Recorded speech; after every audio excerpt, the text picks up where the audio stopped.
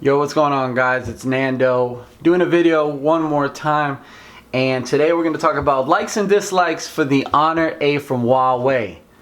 This gorgeous 5.2-inch all glass aluminum phone, $399.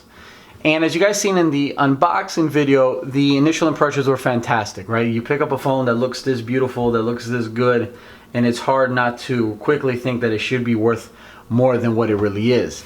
But I wanted to take this opportunity to just go over some likes and dislikes. Rather than make a full review, I wanted you guys to know exactly, what kind of stands out, what doesn't, because I think that kind of highlights the main points of the phone quicker than a full-on review. And if you guys like this kind of style, please let me know in the comment section below. And if you don't, feel free to recommend things going forward. I'll definitely take that into consideration. So let me go over a few things that I don't like of this phone first, and then what I do like. So off the bat, one of the things I don't like about this phone is its skin. Now, I've got the Google Nexus launcher right now, or the Pixel launcher going forward, but I don't like the skin that comes with this phone. Meaning, I don't care for how the settings are.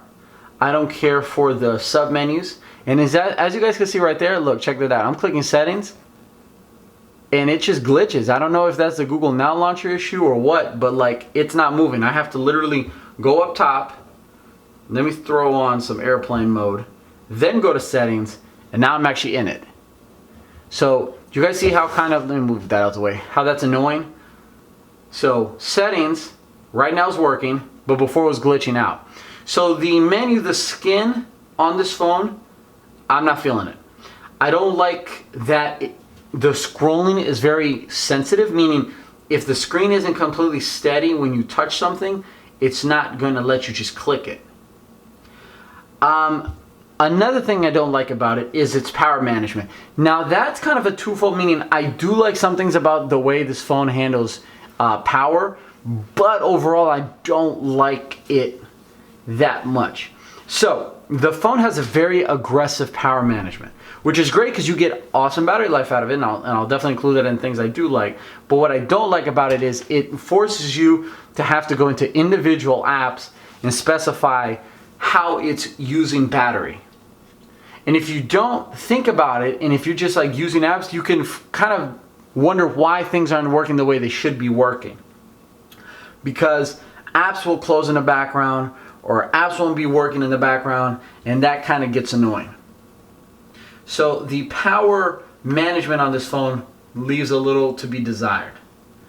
Now, the phone itself, in terms of how, the processing power and things of that nature, is fine. It's more than adequate. Rarely do you see lag, unless it's like those weird little glitches with the OS. I think the OS is what causes the glitches. So those are 3 dislikes in a phone for $399 that I think overall brings so much to the table. Now this phone competes with the likes of, ZTE Axon 7 for the same price. And I don't like the fact that this bad boy for $399 only has 32 gigs of RAM. While, for example, the ZTE Axon 7 has 64 gigabyte of RAM. I just think that if you're going to go compete hard in that kind of market, if you're going to go all in, then go all in. Don't cheapen in on us just a little bit at the end there. Like, you could easily push 64 gigs, but you're going 32 to hope that someone else spends a little extra money. Fine, whatever. Like, I don't know, that's kind of annoying. Things that I love about this phone, fingerprint scanner is phenomenal. You see that? Like, tap and we're in. It's fantastic. This is an actual click button, so you can do different things with it in shortcuts, long presses, double presses, and whatnot. And that's, I guess, one of the perks of the software. But the fingerprint scanner is phenomenal. Above, we've got 2 12 megapixel cameras, and the cameras is good. I don't want to say it's great, but it's better than the Axon 7, which has a 20 megapixel camera. But what this guy does is that double lens type situation, and lets you do some bokeh and some neat little features that the iPhone 7 Plus is eventually going to bring to us, and it works fairly well. It's not fantastic. It's okay at low light, I think, but it's better than the ZTE Axon 7 at low light. And I think overall it's a better camera. I think that for $399, that's a really good camera. Front-facing camera, also very good. Build quality on this phone, I'm not going to put it on the dislike because I hate when people say that it's slippery or a fingerprint magnet, blah, blah, blah. Like, you can't have it both ways. You either want premium quality and you deal with the consequences of premium quality, or you accept cheap stuff and you don't have a chance to complain. Yeah, it collects fingerprints. Yes, it's slippery, but it feels good, it looks good, and you know that the money you're spending on this phone feels well spent. You know, because you're getting so much quality for the amount of money you're dropping on this phone. Screen, 5.2 inches, fantastic, good, very good, vibrant color screen. I mean, it just looks crisp, phenomenal. Battery life on this phone, with or without aggressive power management on Huawei's part, is fantastic. I've got 6.5 hours of screen on time on this phone without tweaking settings, without using ultra power saving, without doing power saving at all, without going into each app and telling it not to do this and not to do that. I'm getting 6.5 hours of screen on time, and that's fantastic. It's fantastic. Speakers, believe it or not, super loud, super loud. I love a loudspeaker. I'd rather have a loudspeaker than a full bass speaker, because full bass speaker, you still gotta crank up that volume almost to max to hear things.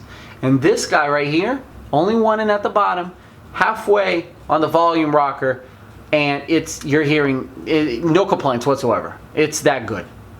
Other things that are pretty good about this phone, price, I mean, $399, right?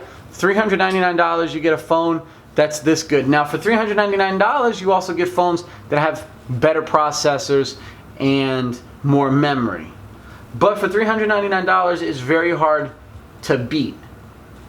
So guys, those are just some quick likes and dislikes on the Huawei Honor 8.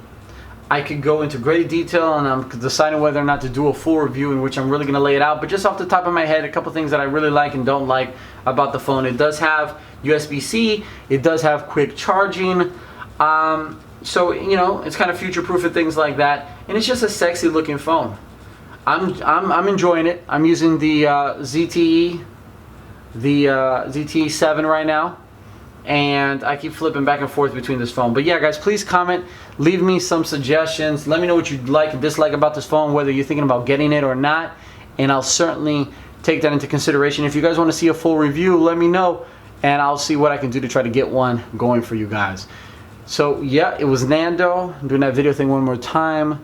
Please subscribe for future videos. Please thumbs up if you enjoyed this type of video, if you find it useful. It's just encouraging nonetheless, and I'll talk to you guys in the next one. Peace.